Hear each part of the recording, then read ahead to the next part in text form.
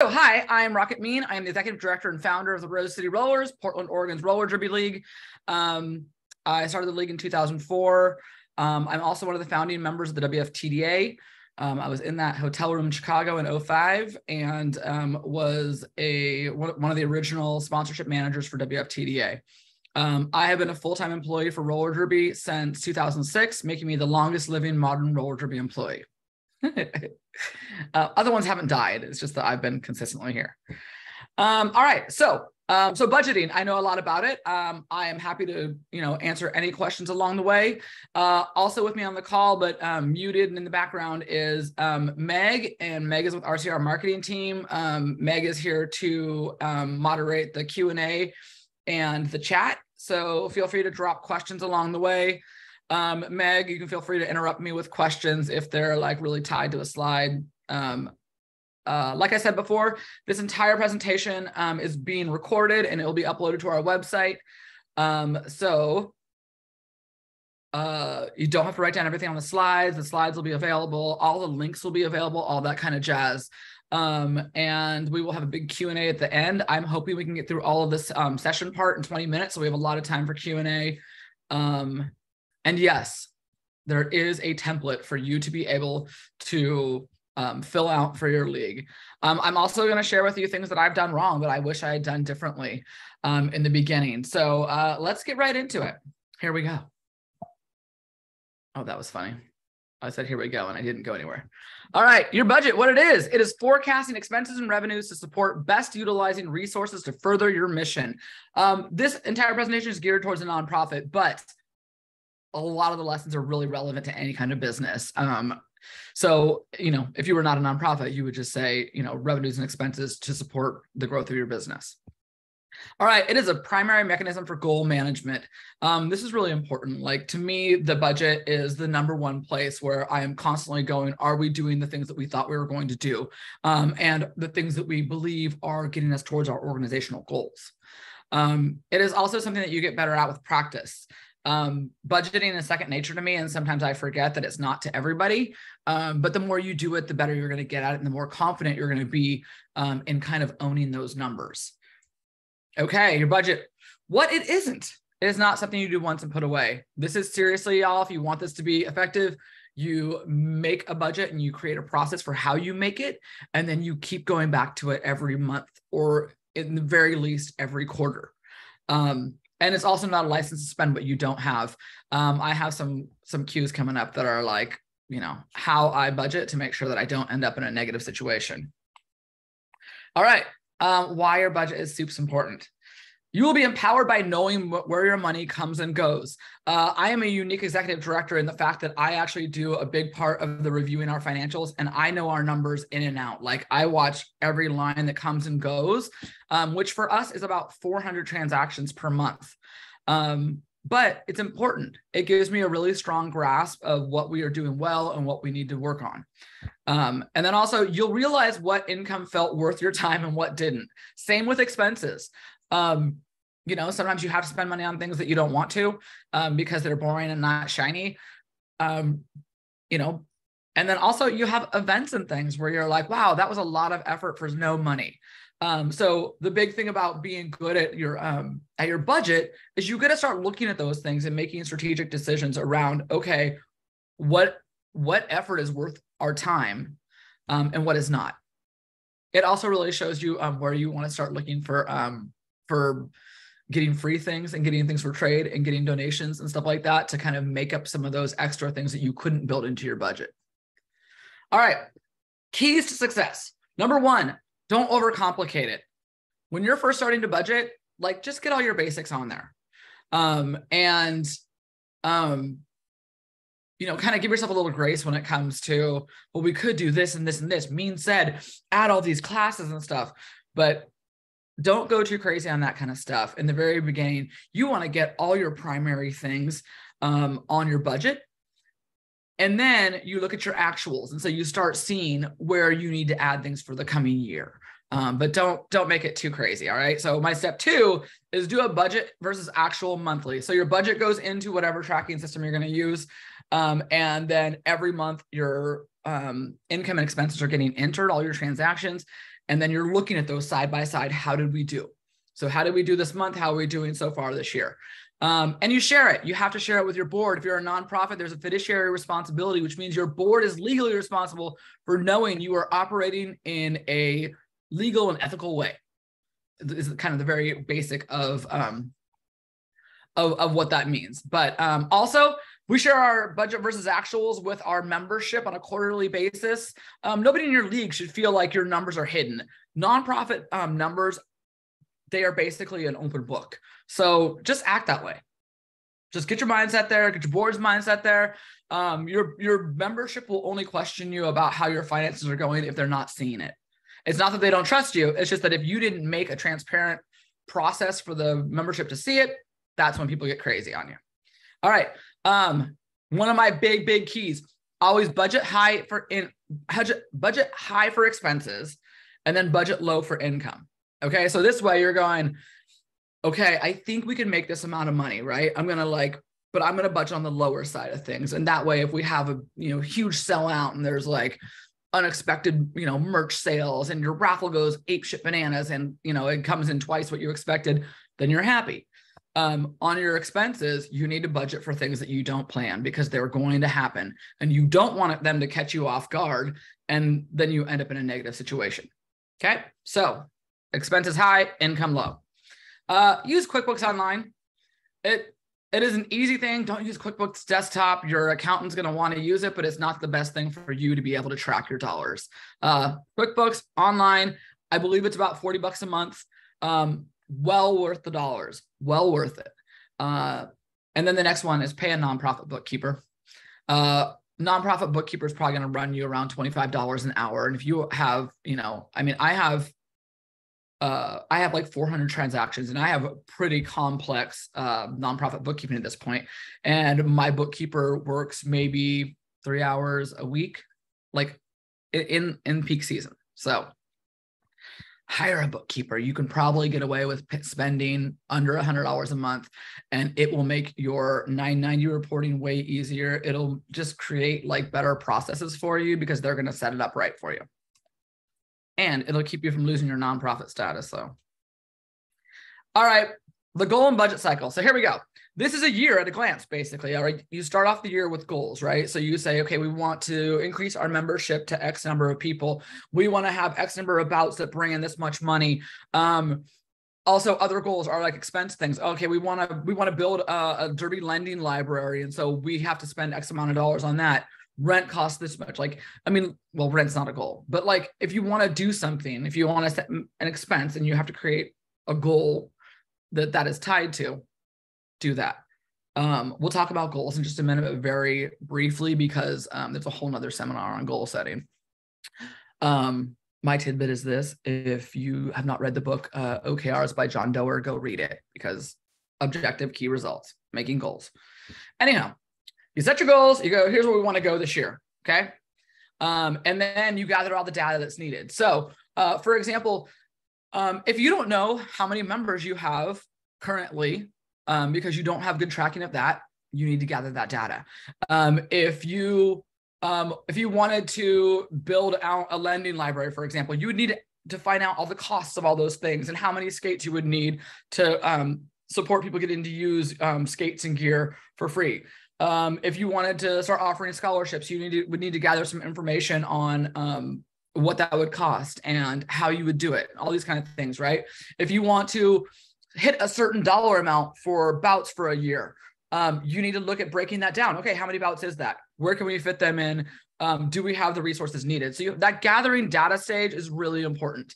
Next, you're creating your budget. So you're putting it all on paper and really crossing your fingers and hoping that on your first pass, it comes out positive.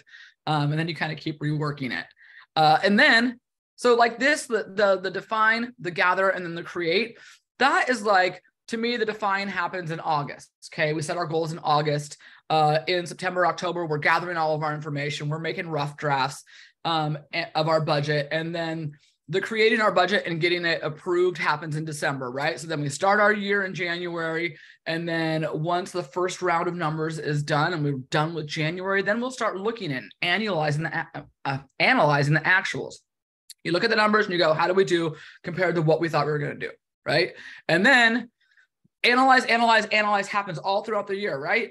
And then you start getting ready to do your goals again in August, and you're looking at your budget and you're going, okay, where do we need to make adjustments, right? And then you create goals again, and then you're gathering information, and then you're creating a budget. And this cycle becomes very intuitive. It might sound like a lot right now if this is not something you're doing, but I promise you, it gets easier and easier and feels very natural. All right. Key to success. Okay. So for goals, SMART goals, if you want to increase your membership numbers, if you want to increase donations, if you want to increase bout ticket sales, when you do goals that are measurable. Okay. So attach a number to them. You don't want to say, I want to increase membership. You want to say, I want to grow our membership from 35 people to 60 people. Right. Or you could say, if you've never gotten a grant before, we want to get 1 grant this year. Or if you get donations that are like $1,000 a year, but you want to try to get $5,000 next year. Right. So you make measurable goals, and then you create processes for getting those done. Right. So, and then like it says here, keep it simple. 3 goals. That's enough for anybody if they're good and they're like aspirational. All right. Create mechanisms for checking in on your goals twice per month. Goals cannot be like set it and forget it. You've got to keep going back to them and, making sure that you are taking steps to make those goals happen. So for example, if you say you want to increase your membership, but you kind of set it and forget it, and you forgot the step of scheduling intakes, right? Or you forgot the step of tracking the number of members you have, anything like that. You got to look at what are the things that are going to help you achieve your goals, and then keep practicing and learning. Goal setting is a muscle. You'll get better at it. All right. Building your budget. Gather your budget finance gang. I'll show you a little bit about ours in just a minute. So you need to find a group of people that are going to help you. It doesn't have to be league members. I mean, you might have some league members that have time to help with that, and that it's in their nature to be able to do that. But really, you want to find a gang of people that are a really good sounding board where you can talk things through with them. You need to brainstorm your revenues and expenses. Okay. So you've talked about your goals, right? And so now you need to look at, okay, where does this impact revenues and expenses? And then also include pacing. So for example, is your money going to come in like every month? Does your money come in quarterly? Same thing with expenses. When do you pay out money versus have money come in? So you can keep an eye on what happens each month. Is this month positive and the next month is negative? Can you handle that? Do you have enough money in your bank account for the months that are going to be negative? Like for example, we don't have a lot of activity in July and August. And so, but we still have a ton of expenses. We've got payroll, and we've got, our rent, and we've got utilities and all this kind of stuff. And we host summer camps. So there's a bunch of expenses associated with that. So we typically will be negative in some of the summertime months. So make sure that you kind of keep an eye on those things. You're going to fill out a spreadsheet or QuickBooks with revenues and expenses by month.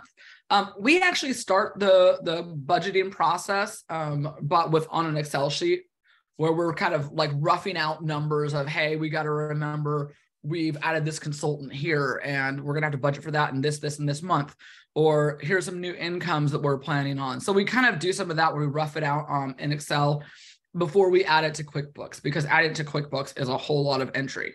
And so we want to have it pretty dialed in.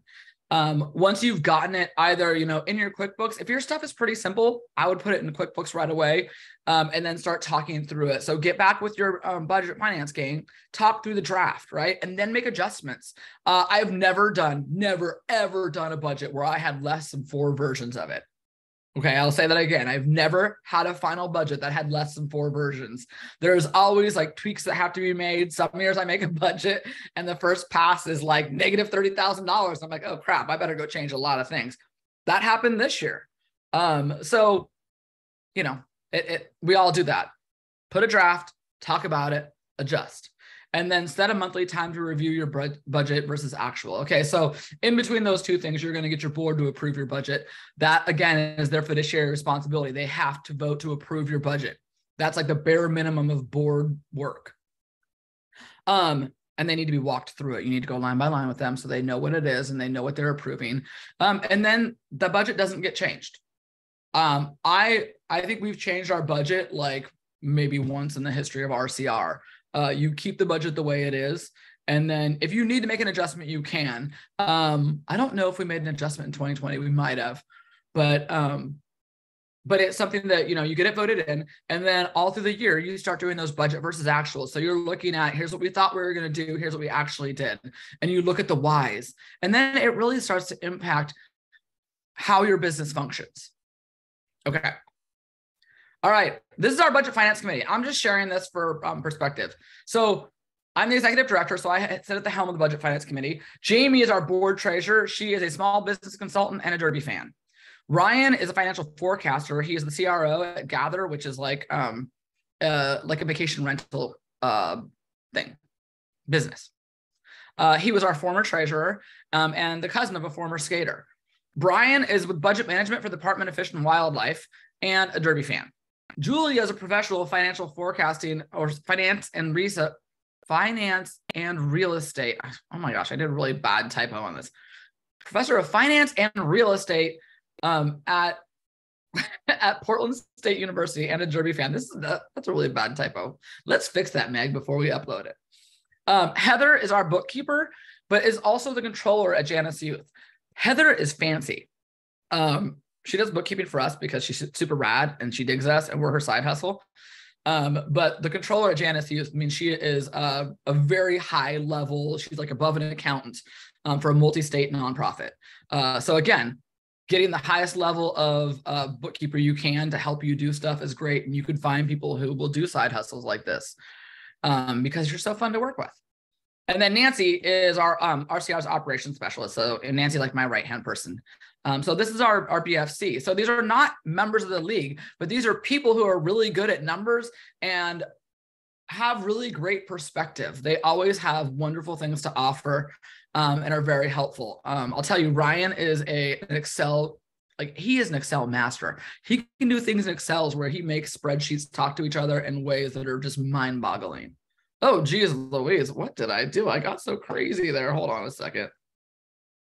Okay. Woo. Oh, what happened there? All right. Things I wish I had known or did earlier. I wish I would have hired the best NPO bookkeeper and accountant I could afford. You know why? Because I hired a bookkeeper who was very well known here in Portland. Oh, was actually like a nonprofit accountant, I think. And she just did some lazy stuff and we almost lost our nonprofit status because of her. I had to do some crying and complaining to the IRS to get the abatement removed.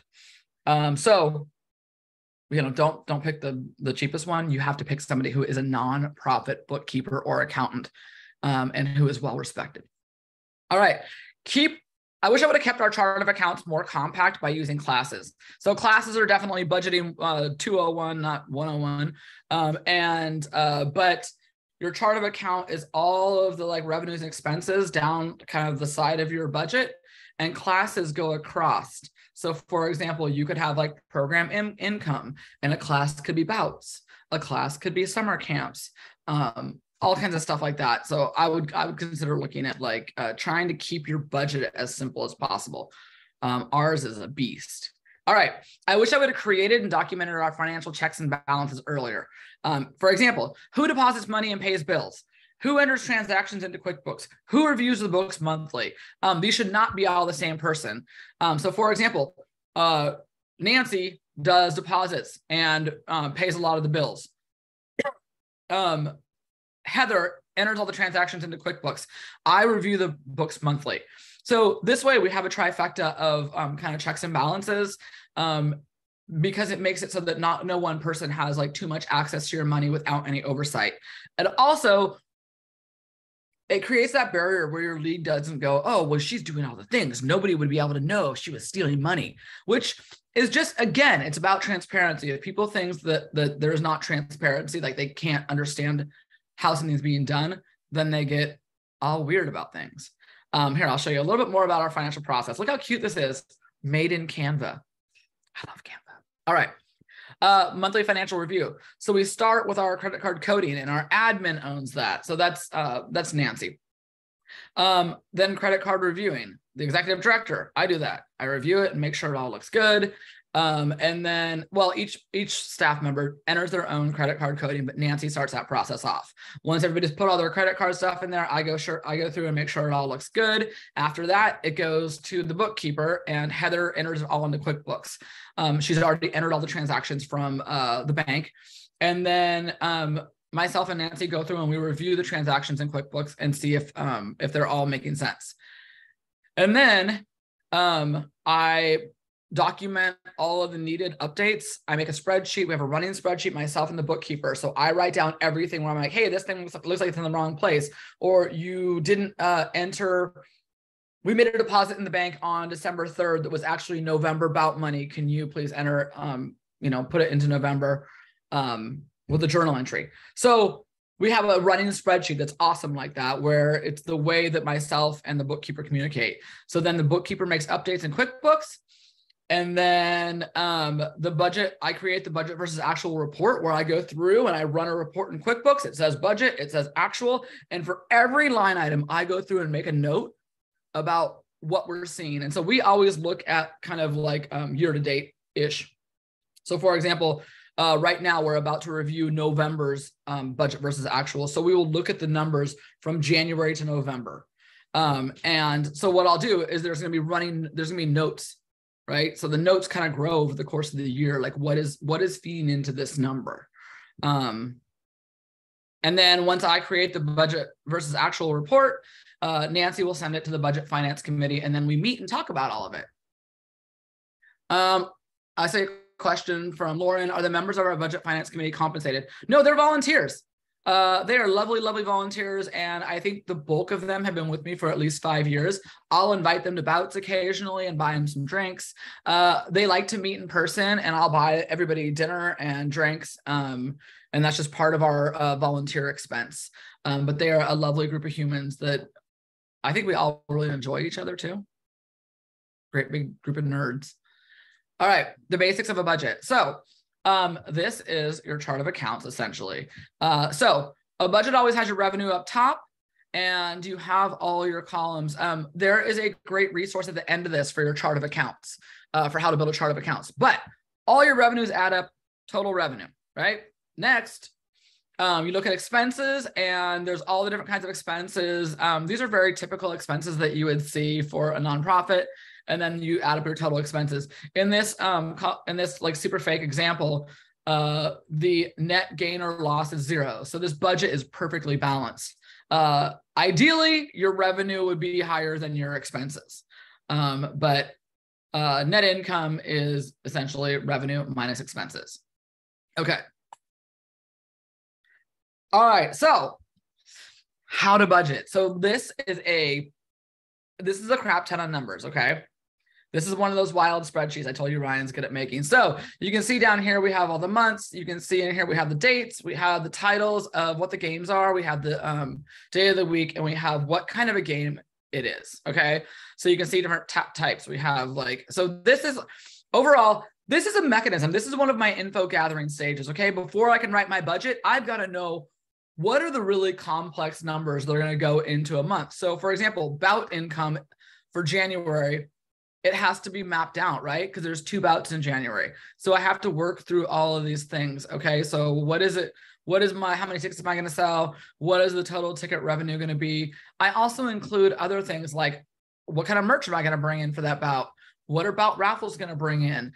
What am I going to spend on medics? What am I going to spend on DJs? What do I spend in permits? All that kind of stuff, right? So this is a way of gathering all of your details in one place. So you can see we have lots of different pricing structures. A standard sellout is going to cost different money than a premium doubleheader. Wrecker's game will cost a different price than like a junior doubleheader, all this kind of stuff, right? So it's some pretty complex stuff here. You don't have to make this as big, but you do need to get to a point where you have really good expectations of what you're going to bring in a month. Or what you're going to spend in a month. Okay. So the next page for us is, it's all kind of summed up, right? So this is January, February, March. So this is like going back to that other page. It is, this are the 2 bouts in January. These are like 3 bouts in February, right? So you can see no bouts in July and August. This kind of summed it up. So this is a really important step in gathering your information, is getting all your pieces together. The more accurately you can budget, the more confidence you're going to have that you're going to have the outcomes that you want. Okay. You guys want to do it? Are you ready? We're going to build a little budget together. What time are we at? We're at 12:30. Okay. I'm going to try to wrap this up in just a couple minutes. I only have a few more slides, but I'm going to show you this. Yes. Oh, this is me. Look at, I'm learning about how to get buy-in. Okay. So let's see. I'm going to escape this. I'm going to take you to my budget template. All right. Can you guys all see this? Meg, can you see me? Yeah. Drop. Thank you. Okay. So, all right. I made this template and I'm going to share it with y'all. So here you go. Again, revenues up top, expenses in the bottom. You can take this and you can change this and you can make it how you want. This is all the months across the top. You've got your total down the right-hand side. This right here is going to sum up all of those revenue totals. And then same thing down here for the total expenses. It'll sum up all your expenses. And then the net income is going to take your oh, I can't see it all at once, can I? No, it's going to take your total revenue and it's going to minus your total expenses and it's going to give you your net income. All right, so let's throw in a few dummy numbers, okay? And we can see how you can make this pretty easy. All right, member dues. Let's say you're charging, okay, let's say you're charging $45 a month. And let's say you have currently 35 members, okay? Okay, that is $1,575 a month. Okay, and we're gonna drag that across. Okay, but you're going, hey, you know, in June, I know that we're gonna bring more people in. So we're gonna raise this from 35 people to 45. Nah, screw that. You're going big. You're gonna have 50 people by the end of June. Okay, and then you're gonna take that number and you're gonna pull it the rest of the way across. Okay, so there's your member dues for the year. You're looking at 23,625. Okay. So you're like, oh, we really don't do donations. You're going to go build that crazy spreadsheet of bouts. And you're going to say, you know, we're having a couple bouts in this month, a couple bouts in this month. So say your bouts typically are, you bring in like, let's say you bring in $3,000 per bouts and ticket sales per bout, right? So even if you have to do it very generically, you could say $3,000 times, say in January, you're going to have 2 bouts, right? So say that's your very round number if you're going to go kind of simple on it, which you can. Okay. So you're like, ooh, February, we have 3 bouts. Ooh, March, you've got 0 bouts. April, you've got 2 bouts. May, you've got 3 bouts. June, you've got, oh, a ton in June. You have 4 bouts in June. Oh, it got so big, the thing wouldn't fit. Okay, July, you're like, yo, dude, we're off in July. It is party time here. Same thing on August. Let's go to RollerCon and have a blast. Yes. And then you've got 2 more bouts a month for the rest of the year, right? Look at that. There's your other incomes. Okay. So then you start looking at, you know, are you getting donations and things like that? Do you have other big chunks of revenue? Okay. So, but this is the basic, right? Member dues, bouts. Okay. And then you go, oh, we don't have any staff yet, but you should. Okay, rent. You all got rent. So say your rent is $4,000 a month. Okay. Is that high? Let's say $3,000 a month. One bout covers a, yeah, one bout covers a, yeah. Okay, there you go. $36,000 for the year. So right now, if you scroll down, you're like, oh shit, look at, I've made $53,000 this year. Oh, but wait, you really need to dial it in. Okay, so we're paying for QuickBooks every month. And some, what do we pay for different things? Well, I'll say we pay $39 a month for QuickBooks, and we pay Square fees of like $30 a month, or Square software, $39 a month. So, but you could build a ton of things into there, right? Okay, so there's your $828 a year. Our this thing that like technology, software and technology, I think ours is like $20,000 a year now. It's crazy, but we have a lot of people. I mean, that's the other thing I would add in here is a membership management system. You know, I think most leagues should have a membership management system to keep all your dues really tight. So there you go. So, so here's the thing. We just added an expense in there, right? Because we were like, oh, we should be doing this thing. This is the way that you can test out, can we afford to do these things, right? So for example, let's see. Well, first off, we don't have all of our stuff for bouts, right? So if we're going to do bouts, it's a program expense. And we go, okay, well, typically when we do bouts, we have, we spend a couple $100 on tape and other like miscellaneous things. And then you go, oh shit, don't forget. And you should be taking notes, right? So taking notes on the side, that's tape, right? This is QuickBooks plus Square plus membership management. Okay, so you keep in mind what you're doing, right? So like this is just rent, right? So you're starting to kind of add in, okay, so you had a big change here. So going from 35 to 50 members in June. All right, just keep it like, oh, this one too. 3K per bout. Okay, so there's a lot more lines that you're gonna add, right? There's gonna be a bunch of things in here. I think in program, you'll probably have a lot of things like, we have a ton of stuff in programs as far as like volunteer expenses. What do I spend in volunteer expenses? I spend a crap ton on beer and pizza. So if I'm gonna have a certain number of bouts, I'm basically gonna say I'm gonna spend at least $575 a month. This is probably just me, right? So if I'm spending $575 a month on volunteer stuff, can I afford that? Hell yeah, I can afford that. Okay. Insurance, the insurance typically gets billed like specific times of the year. So if I have to buy directors and officers insurance, that's $700 in January. When do I buy my WFTDA stuff? I think it's like later in the summer. So I'm going to say my liquor insurance and all that kind of stuff is going to come to another $500 there. My skate mobile insurance just renewed and it was like $4,500. My junior insurance just renewed and it was also like $4,000. Oh, not 400. It was $4,000. Okay, so you can hand type things in. You can do pacing where it's based on like the same every month. You just want to get it as legit as possible. Marketing, if it's kind of a fluid thing where you're like, sometimes I have to advertise more or less, I would just make it a standard thing where you're like, we just have $500 a month set for marketing. It could be printing, it could be paying a graphic designer, it could be online ads to promote your bouts, whatever it is. Okay, so recommendations on a membership management system. Yes, Wild Apricot. And I want to talk to them and see if I can get deals for the rest of the leagues because I think that everybody should be able to use it. All right, so I added in a bunch of things here. This is going to be shared with you. You can use this. I am happy to have touch bases with y'all when you are in the thick of building your budget and you want ideas.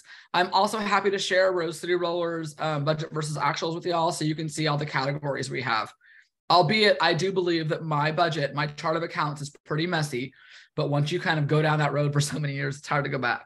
All right, so let's go back to this. Okay, next. All right, so this is my actual budget versus actual. This is the collapsed version, okay? So my real budget versus actual is 140 lines. But for my board, this is like collapsed. Like the in-bout costs, there's like 10 categories underneath it, right? These are just rolled up. So that it like member dues, I've got 4 categories of member dues. I've got adult competitive, I got records, I've got rosebuds and rose petals. Each one of those has got like 100 people in them. So these again collapse, but here's the thing, the budgets also have rolled up. So you can see, for example, state grant income, we got like a $200,000 grant that we didn't expect. So that was kind of life-saving because contribution revenue, we did a good job. We're over in our actuals.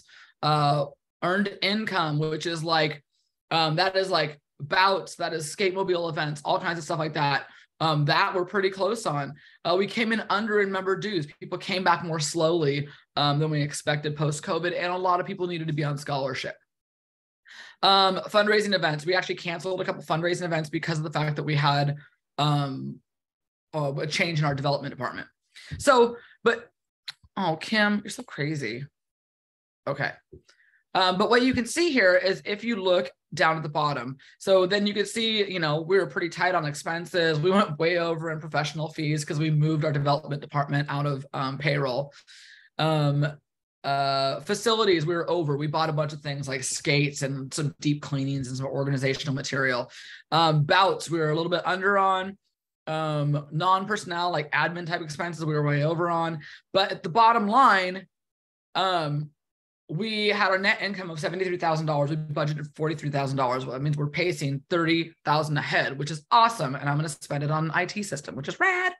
So this, though, is the thing that you have to be looking at all the time. My BVA is, I'm happy to show with anybody our BVA and how it grows month over month. Okay, I got resources for you. First off, the budget template is going to be on our Derby resources page. It's not on there yet, but if you go to our Derby resources page, here, let me see, I'll show it to you. Shrink. Okay, so here's our Derby resources page. So when you look at each of these different things, we had a community accountability process. So if you click on that, so that one of these will be on here for the budget stuff, and it'll have a bunch of links. So this is our community accountability process, and it has links to a whole bunch of resources. It has images. So this was not a presentation like today. But today's presentation, we had like grants and donors for your Derby nonprofit. So this was another seminar. So it's going to have like, it's going to have the slideshow. It's going to have a video, all that kind of stuff. Okay. And this one doesn't have links to it, but the one today will have links to it. Okay. So let's see. These are other great places to learn your nonprofit's first budget. This is really easy to read. It has a bunch of great pointers. Oh, whoops, this link isn't live. I'll make this. This is another one. So Wild Apricot, the company I was telling you that does membership management that we use, this is a blog by them about budgeting basics. So another great resource. I'll make sure that link is live. Also, information here about what a chart of account is and how to build it. A chart of account is fairly specific for a nonprofit. So spend 5 minutes learning on it. And then program costs. So this has to do with how do you tie, like, for example, a good example is bouts. How do you tie bout revenue to bout expenses and make that map out so that it's like, a positive income source. Okay, that was a whole lot of info really fast. So let's dive in with the Q&A. I see Gabriella, your okay, so your answer is there's the resource page, but it's going to be on our website. All our past webinars posted. Oh, that was Meg responding. Meg, do we have other questions? We do. We have a couple in the Q&A here. The first one is, can you share an example of what you include in the financials you share with your membership? Oh, yeah, totally. So with our membership, so we will share, dang, I should have put a report in here. We will share in a report. So like this thing, hold on. So this right here. So typically we have this, and then we also have notes alongside it. And let me pop out of here, and I'm happy to share with you guys. Again, this is Derby finances. I mean, it's not something where it's supposed to be really hidden. I'll pull up my budget versus actual real fast.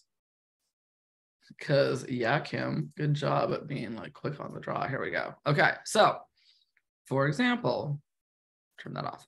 Okay, so this is the budget versus actual sheet that I was telling you guys about. Here we go. We start in January. We're doing look at our huge thing. Okay, so here we're making notes about why we were over or under. This is our chart of accounts. It's real big, right? So it grows January, February, March, and then we have Q1. So it's the compact version, and it has notes, right? So we take this, here's the Q3 version, okay? So this is third quarter, we're really far through the year. So we have really big notes, right? So we have notes about what fed into these numbers and why they're on or off, right? And so we built this narrative over the course of the year. And so then what we'll do is we will take this, we'll take a screen grab of this, piece right here.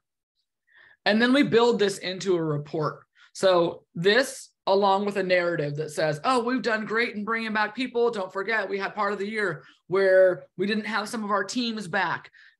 So you will have a narrative thing, because the thing with this is this budget versus actual, reading it, even with the notes, can be a little overwhelming, and you don't want your membership to feel like you're talking down to them. So we always start with a narrative that Jamie, my treasurer, writes. So she reads this over and over again, and then she takes this and kind of summarizes it into like a story, like what happened in the first 3 quarters at Rose City Rollers. So she kind of summarizes, you know, oh man, the staff like killed it, like bringing back bouts. We've had 40 bouts through October, and you know, membership kind of, we had some ups and downs with members coming back, but blah blah blah. So she'll turn all of this into a story. It goes on one sheet, and so then this with like the narrative and then the numbers go to the board. The board is then reading it, and they go, oh, okay. So we talked through all that. We watched for, did the board have a bunch of questions? Like, was there a place where our information was obviously not clear enough? We'll change that. And then once that's all dialed, then we'll post it to the league so they can have all the information. Okay.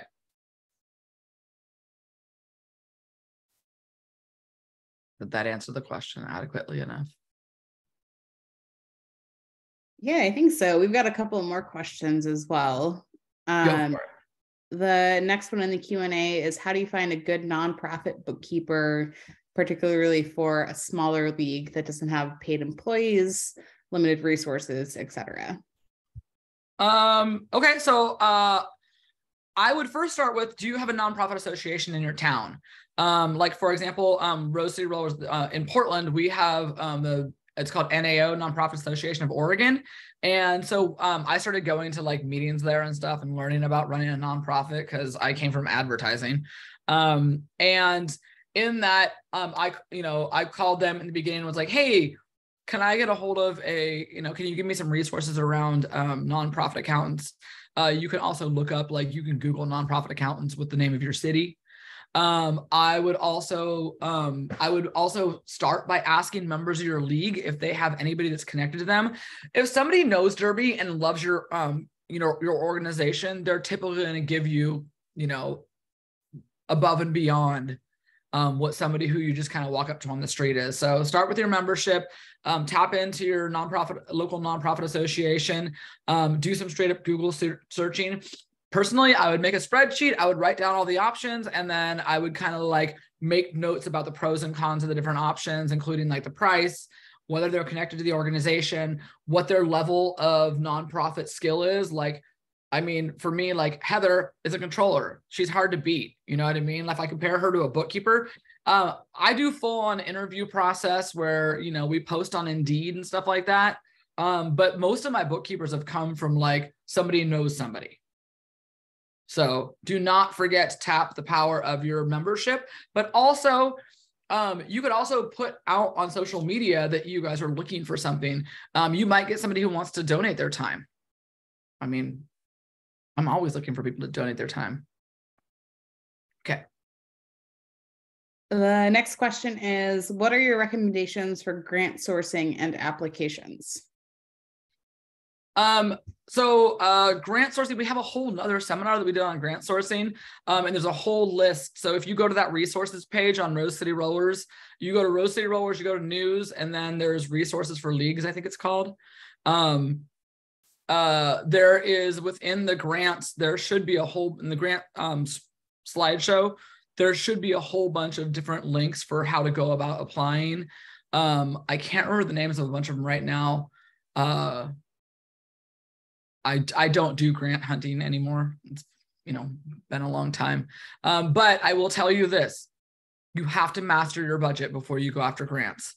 If you do not know how to do a budget and do it like where you're tracking income expenses on a regular basis, where you're doing budget versus actuals, you are not ready for a grant yet.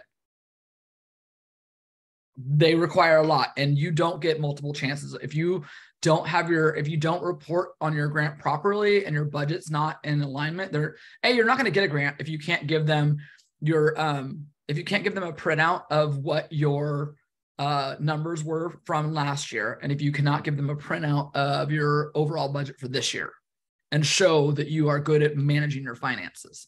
So dial that in and then tap into that grant deck and click on some of those links. It's really informative. You can cruise through it. It's as fast as this is. We went through it in 20 minutes. Yeah. I love Q&A. I'm like this. Pew, pew, pew, pew.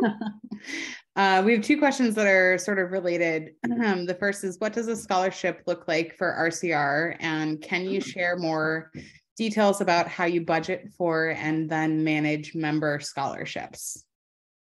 Yes. Okay. So scholarships. So we have in the adult program, scholarships cover dues.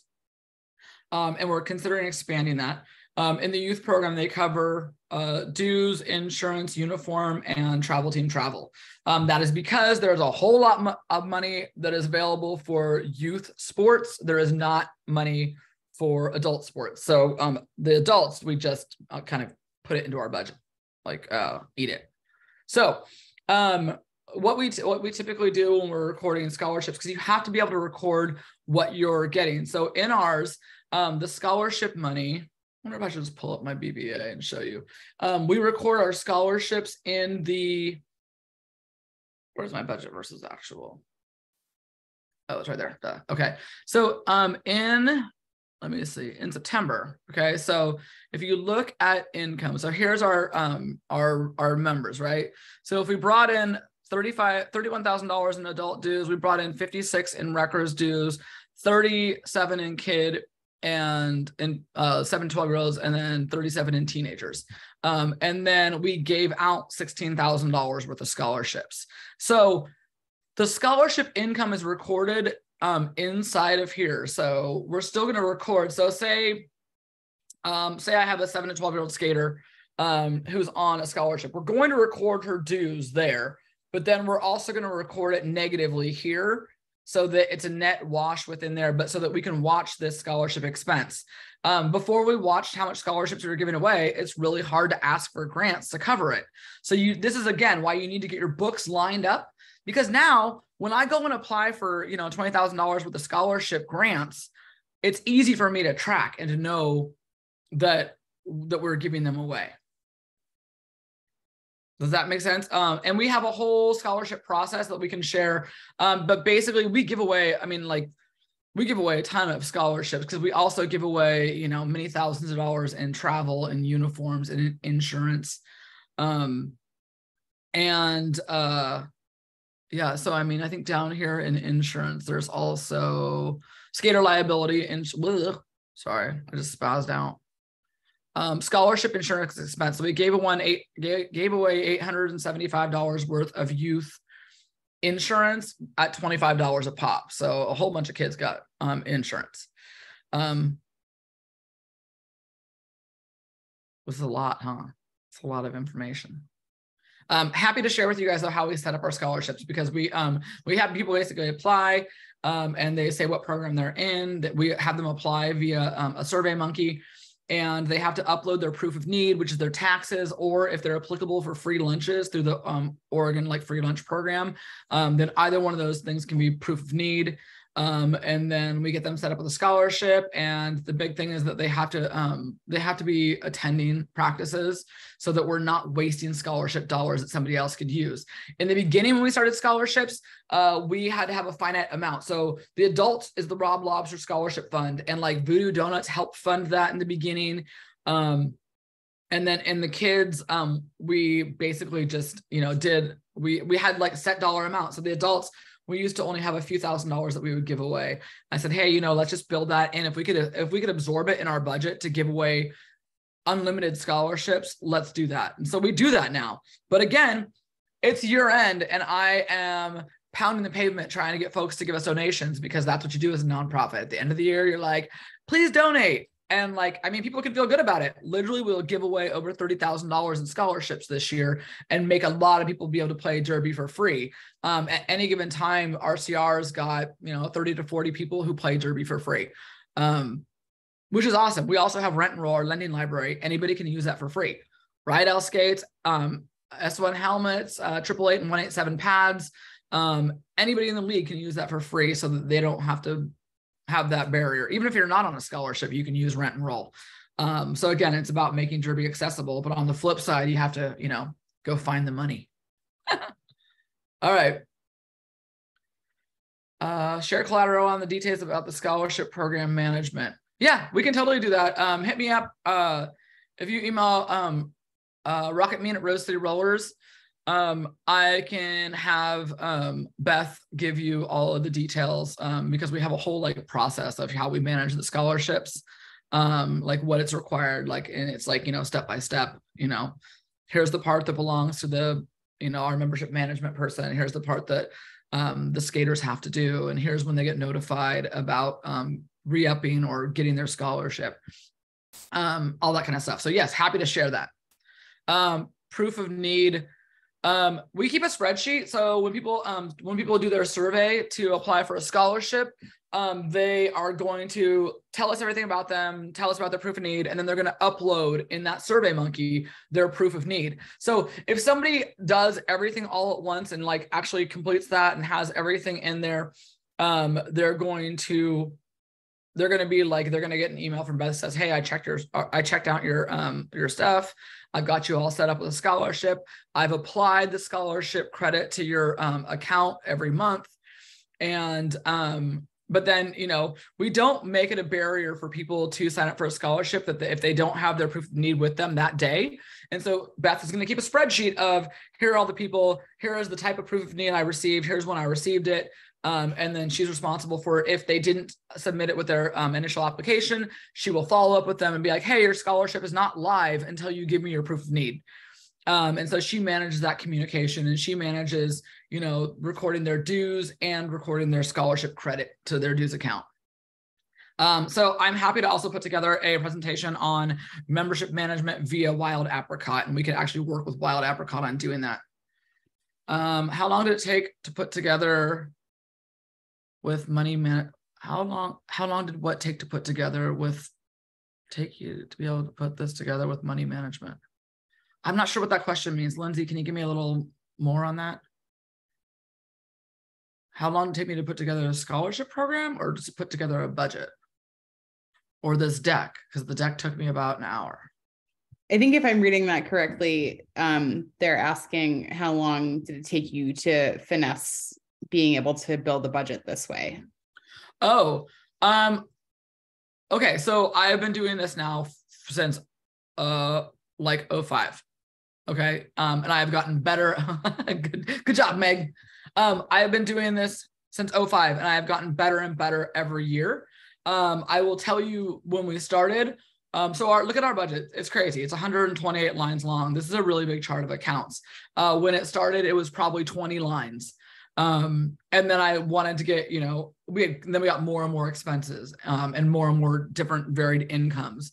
I will say that, in your first year, if you have a budget that is set up properly as far as like where you put things like revenues here, expenses here, and you use kind of some standard nonprofit naming structures and stuff and chart of accounts numbers, then it makes it so it's easier to add on. But, just build it out with like, write down, look at your bank account, sit down with, grab a few people together who are financially savvy. Don't invite your friend just because they're your friend. If they don't know anything about budgets, like, don't bring them to the table. Bring some folks who at least balance their own checkbook or something like that at home. I don't know if people really do that anymore, but like people who know finances, get them in the room, look at your, grab a couple of months of bank statements and look at your incomes and expenses, and then start jotting them down in like big buckets. Okay, well, here's where our income comes from. Here's when it comes in. Here's where our expenses come from, this line, and start lumping things together. And it's going to start telling you a story. So then you can start mapping out a budget. And make sure you look at things, like don't try to build a budget based on, the 2 months of the year where you don't do anything. Base it on, your kind of peak season, and then look for, oh, hey, so I think that, where did the other thing go? Is it here? So just like we did here, like take this and like, here's this, what I would do is when we built our budget for this year, I started with the sheet that was kind of similar to this. I downloaded it from QuickBooks from what I did this year, and then started kind of mapping things out based on the notes that we had on our budget versus actual. So over the course of the year in our budget versus actual, that's why we take all these notes. All of these notes in September are going to inform what we do for next year. So when I'm building my budget, you take your incomes, right? And you're looking at, you could even on your bank statement, you could look at the incomes versus your expenses separately. Okay. So look at all the money that came into your bank when it came into your bank and start plugging things in and make notes about what they were. Right. And then on your expenses, start plugging them in and you go, oh, it feels like our utilities are, they're kind of averaging. Okay. So they're averaging like a certain amount per month because you have actual temperature control. All right. Where's the summer? Okay. Here's the summer. Okay. So at Rose City Rollers, we have heaters and we really only use them a few months of the year, but when we use them, they cost a lot. So we spend about $1,000 a month in January, February. It drops down to about 500 there. And then we go, oh yeah, it really picks back up and we're back to $1,000 a month in November. What did I do? I copied wrong. Okay. In November and December, we're back to $1,000 a month, right? So some of the things you're going to, when you look at your expenses, you're going to see these kind of like patterns of, do I spend these things like one-off, or is there an average that I could put in? Because if you could put in an average, like maybe some bouts you spent 300 and some you spent 100, but it's easier to budget by saying $200 a month. Totally cool, right?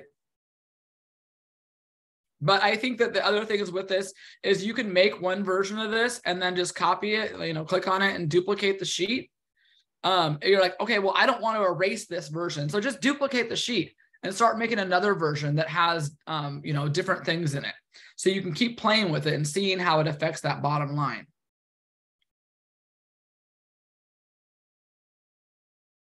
We've got just a couple more questions. We're almost at time, but I would like to see if we can answer these for folks. Okay. The next question is, can you share some details about how you've scaled up or down your annual budget over the years?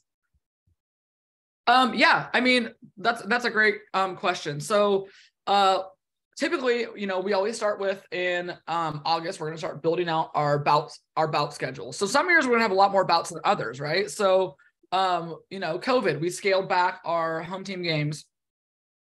When we restarted, with half the number of home team games that we had, pre-COVID. So the first thing is mapping out all those big income and expense buckets, right?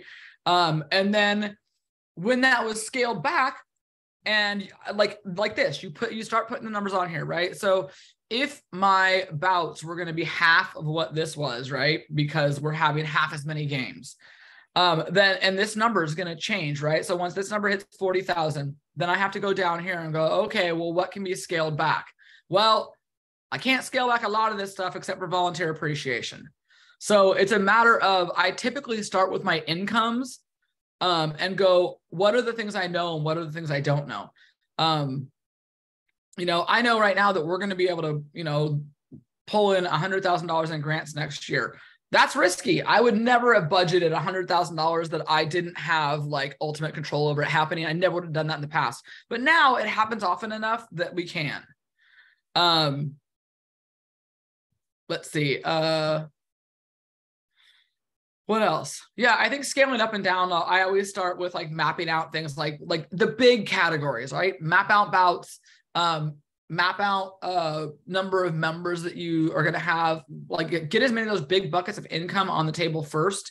And then I start adjusting my expenses, like where I can add and where I can cut. So for example, we had a bunch more games this year and the officials asked me for a $10,000 budget. And so they're going to get that. I mean, they've been killing it. Like we cannot have games without officials. I want them to travel. I want them to help the rest of the world come back as far as like getting out there and being at other tournaments with people.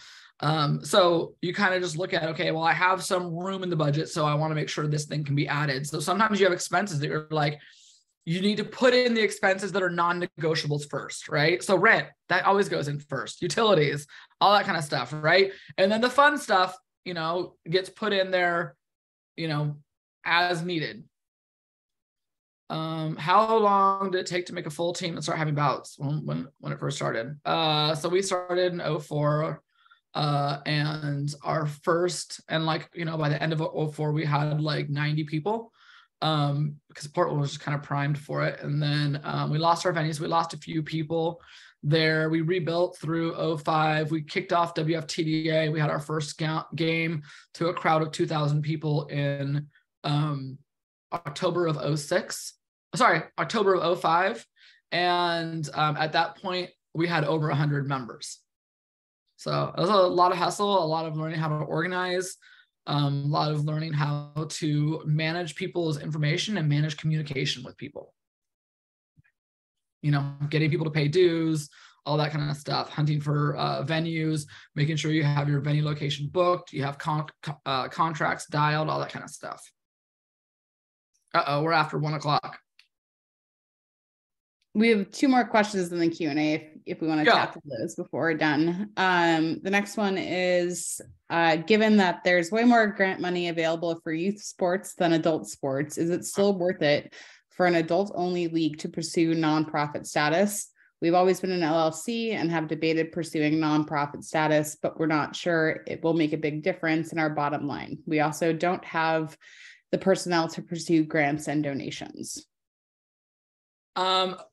Absolutely. I think you should absolutely be a nonprofit. The bulk of people in Derby are nonprofit, so you already have an entryway into the IRS approving you, and that means that you don't pay taxes on your income. Just right there. Let's say, you know, let's say you brought in, I mean, I think in 2023, we have budgeted for almost $250,000 in bout income. And if we had to pay taxes on that, and paying taxes, you know, probably 20% on $250,000. I mean, the tax breaks are great. The other thing is, as an LLC, you technically cannot have volunteers. So if you're a nonprofit, people are going to volunteer. They're going to help. They just see it differently. If they see you as an LLC, they think somebody is making money off this. If you're a nonprofit, they see it as community-based, and it's all about, like, you know, supporting your members, being a good part of the community, creating that kind of mission-driven community benefit. So yeah, nonprofit all day long. And there's still grants and things that you can get for adults. It's not just for kids. Kids are the low-hanging fruit, but there is all kinds of stuff for women in sports. There's a ton of money right now, especially for trans women in sports and creating safe spaces. Yeah, I mean, there's a lot of benefits to being a nonprofit. If you can, you know, get and maintain that status, I highly recommend it. And a lot of it just comes down to, like, you can't do raffles and things like that if you're a nonprofit. And it also would be fairly odd if you're not a nonprofit. It would be fairly odd because of the fact that people would go, well, I'm doing this game of chance to benefit somebody who owns this league. Where if it's nonprofit, they're like, oh, I'm benefiting this nonprofit and I'm helping with the overall community and making Derby accessible and this whole transformative power of Derby available to a bunch of people. I'm pretty pro nonprofit. Also, the personnel to manage grants and stuff. You know, for years and years and years, like at least 10 years, I had volunteers helping write grants and things of that nature. I wrote a grant run one time, and for our initial rent and roll, they're not that hard. I will tell you this: grants used to be crazy difficult. Like if you have like somebody who's really stable in your league and they're going to be there and they're willing to talk to the grant people, and you have a bookkeeper, like you got to have a bookkeeper. Like I don't care like what size league you are, you need to have somebody who's responsible and knowledgeable doing your books. Period. Full stop. But you can find people who will volunteer to write grants. And I'll tell you, grant writing used to be this big beast of a thing, but everybody's really streamlined it. And COVID made grant writing a lot easier because all of a sudden they made their applications way less cumbersome. But again, you need to have a bookkeeper because any grant you're going to apply for, they're going to ask you for financial reports and they have to look professional. Like they have to look like you know what you're doing with your numbers. Okay, Meg, you have one more question? We've got 2 more. I'll combine these for you. How much do you make as an ED? And the other question is, are there significant differences to having the league as a 501c3 versus 501c4? You don't want a C4. C4 is a club. C3 is a charitable nonprofit. People can make donations. C4, people cannot make donations that are, you know, tax deductible. So, and they will try to shove you into a C4. They tried to shove me into it. And I think that I just complained to the IRS like for so long, the person wanted to get off the phone with me. You know, that was like 2004. As an ED, I make $75,000 a year. That is really on the low end of EDs. And, you know, just like with the fact that I've been doing this for 17 years, it's really low. You know, the bulk of my staff, almost all of my staff is in the $40,000 to $55,000 range. You know, we've got like 12 employees here at RCR. I try to keep, you know, I stay much closer as an ED than a lot of people do. Truth be told, $75,000 is not really a lot for an ED. So if I left, my board would probably have a hard time replacing me for that, unless somebody rose up through the ranks within our organization and really loved it. But I mean, I would highly recommend leagues trying to hire a person within their league if you could fit it into your budget. So for example, if we looked at this budget and said, wow, we have $22,000, let's spend $20,000 on a part-time ED and then, you know, $2,000 on taxes. So all of a sudden you're like, okay, well, what does that equate to? What is $20,000 divided by 12? Hold on. 20,000 divided by 12. Okay. So you're like, all right, we could afford 1,666 per month. We can afford that per month. All right. Well, what are we going to be able to get for that amount? Because then you also have 10% in taxes. So you have $200 a month in taxes, pull that across. So all of a sudden, look at that. You said, okay, we had $20,000 surplus. What does that mean? What is that going to be? So if you take, you know, the total number of hours in a year, divide it by that and go, can we pay a reasonable hourly rate for somebody to work like 20 hours a week? And look at that. We're still positive at year end. That's the power of budgeting, my friends. You get the things that you want and need. That was a pretty impressive wrap there, Meg. There we go. All right. I am here with your questions. Feel free to drop us a line. info@Rose City Rollers. We'll get to a whole slew of people. Meg, we will get this posted to our resources page within the next couple days, and you guys will be able to take a look at it. Hit those links, all that kind of stuff. But, you know, really, I mean, a lot of this is dive in, keep learning, trial and error. If you, find yourself a bookkeeper. I mean, you could probably find a bookkeeper that's going to work for you for, $20 an hour or something of that nature. You can find somebody who's tied to your league. Oh, amazing presentation. Thanks so much. Great advice for a brand new league. Appreciate it. Yeah, totally. Appreciate you guys. I hope everybody, I'm just happy to help get Derby back up and running. We're going to keep doing more of these series. If there's topics that you want covered, which the things I heard was how to run a scholarship program. The other thing I heard was how to do a membership management system. So we will get those dialed in, and we will do more lunch and learns, webinars, whatever you call them. But you guys get out there and have a great day. Okay. Have it a great day. Make it a great day. All right. Thanks, y'all. Bye-bye. Thanks, everyone.